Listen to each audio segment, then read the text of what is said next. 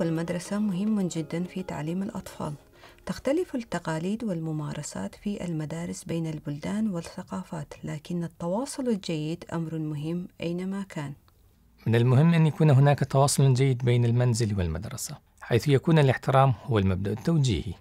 عادة ما يرسل المعلمون بريداً إلكترونياً إلى أولياء الأمور بمعلومات حول برنامج الطفل في المدرسة. لذلك من المهم أن يكون لديك عنوان بريد إلكتروني نشط مسجل في المدرسة حتى تصل المعلومات الرئيسية إلى المكان الصحيح. ترسل العديد من المدارس رسائل بريد إلكتروني أسبوعياً، حيث يراجع المعلمون الأسبوع المنصرم وأيضاً ما ينتظرنا في المستقبل. لهذا السبب من المهم التحقق من بريدك الإلكتروني مرتين خلال الأسبوع. يساعد كثيراً أن يراقب الآباء عن كثب ما يتم القيام به في مدرسة أطفالهم، وأن يكونوا في تعاون جيد مع المدرسة. في حال وقوع حادثة، نزاع أو مشكلة يجب حلها على الفور أو الإبلاغ عنها على الفور. فمن الشائع أن يتصل المعلم بأحد الوالدين والعكس صحيح. يمكن للوالدين أيضا الاتصال بالمدرس. من خلال التحدث ومناقشة المشكلات على الفور، من المرجح أن يتم العثور على حل ناجح بسرعة في كل حالة. من المهم أن يعرف المعلم على الفور ما إذا كانت هناك أمور يدفع الطلاب إلى شعور سيء حيالها، لكي يتمكن المعلم الرد وتقديم حالة الطالب إلى الأمام في اتجاه الصحيح داخل المدرسة.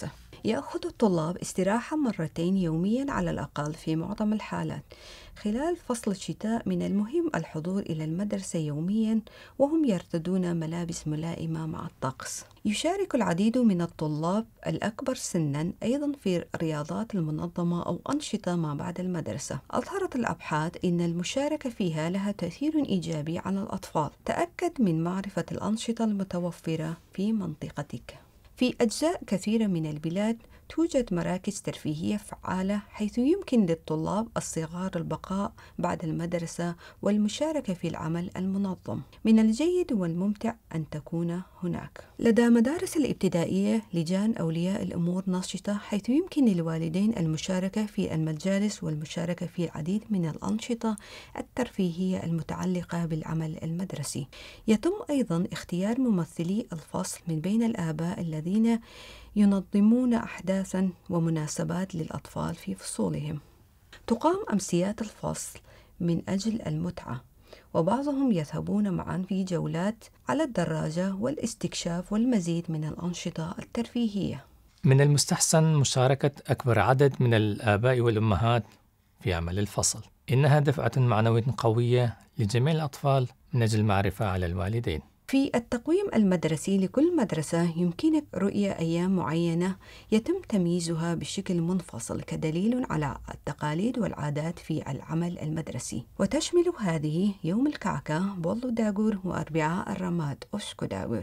يوم الكعكة هو الاثنين 7 أسابيع قبل عيد الفصح، ولكن بعد ذلك يأكل معظم الأيسلنديين الكعكات الكريمة، وغالبا ما يتم تقديم هذا في المدارس في هذا اليوم. أربعاء الرماد هي الأربعاء بعد يوم الكعكة. في أربعاء رماد من المعتاد أن يرتدي الأطفال الأزياء الذي يختارونها ويغنون معا ويتلقون الحلوى مقابل رسوم. من الضروري تذكير بالمزيد من العطلات والترفيه مع اختلاف التقاليد والعادات بين المدارس ومن بلدية إلى بلدية. ومع ذلك يمكن الإشارة إلى أنه قد ثبتت نجاحه في بعض المدارس للطلاب من أصل أجنبي لتقديم أحداث أو مهرجانات من مناطق ثقافية أخرى، وبالتالي إثراء الثقافة والحياة المدرسية الأيسلندية. يتم تعليم المنزلي في العديد من المدارس، ومن المهم أن يبذل الآباء قصارى جهدهم لمساعدة أطفالهم. وقد ثبت أن هناك علاقة إيجابية بين الواجبات المنزلية والتحصيل الدراسي، خاصة بين المراهقين. من الجوانب المهمة في جميع المدارس الابتدائية أن يقرأ الطلاب في المنزل ويشارك الآباء ويستمعون إلى أطفالهم وهم يقرؤون. من المستحسن أن يراقب أولياء الأمور حضور الطلاب في المدرسة. تتبع معظم المدارس قواعد معينة عندما يتعلق الأمر بالطلاب الذين لديهم نسبة عالية من التغييب. كما تدعو المدرسة إلى اجتماع مع أولياء الأمور وتطلعهم على الوضع. من الجيد أيضا مراقبة مهام الواجبات المنزلية للطلاب من خلال منتور أو نامفوس أو نظام المعلومات الذي تستخدمه المدرسة. هناك يسجل المعلمون عادة إذا كان في الواجب المنزلي في جميع المواد. عادة ما يكون لدى الطلاب الأكبر سنا إمكانية الوصول إلى المنتور أو الأنظمة الأخرى بأنفسهم، حيث يمكنهم مراقبة درجاتهم وواجباتهم المنزلية. ومع ذلك يحتمل الآباء مسؤولية ضمان حضور الطلاب إلى المدرسة وأداء واجباتهم المدرسية. إذ لم يسير الأمر على ما يرام، فمن الطبيعي أن تطلب المشورة والدعم من المدرسة. تجرى مقابلات أولياء الأمور في معظم المدارس الابتدائية مرتين على الأقل خلال العام الدراسي، وغالبا ما يكون بحضور الطلاب. في مقابلات أولياء الأمور تتم مراجعة الحالة التدريسية ومستوى الطلاب وحالتهم النفسية وقضايا مهمة أخرى. عادة ما تكون المقابلات التقليدية مع الوالدين، بحيث يدعو المشرف الوالدين والطالب إلى المقابلة. تستغرق المقابلات عادة حوالي 15 إلى 20 دقيقة. في عام 2020 استخدم المعلمون الإنترنت بشكل متزايد لإجراء المقابلات من خلال تيمز، زوم أو ميت. من المحتمل أن يستمر استخدام هذه الوسائل إلى حد أكبر من ذي قبل. من الشائع أن يطرح على أولياء الأمور والطلاب أسئلة للمناقشة أو الإجابة قبل المقابلة. أثناء المقابلة تتم مراجعة الإجابات، حيث يتم سؤالك غالباً على دراستك وصداقتك وكيفية شعور الطالب في المدرسة. أولياء الأطفال من أصول أجنبية لهم حق في الحصول على مترجم فوري معهم للمقابلة، غالباً ما يساعد أن يكون الجميع على دراية أو معرفة بالموقف ولا يسيئون فهم أي شيء يحدث. أنواع أخرى من المقابلات من قبل الطلاب في المقابلات التي يقودها الطلاب. على سبيل المثال، يختار الطالب واحدا أو اثنين من المشاريع التي يعتبرها جيدا لإثبات نقاط قوته. يبدأ الطالب المقابلة بالحديث عن المشروع وما تعلمه ولم يعرفه من قبل.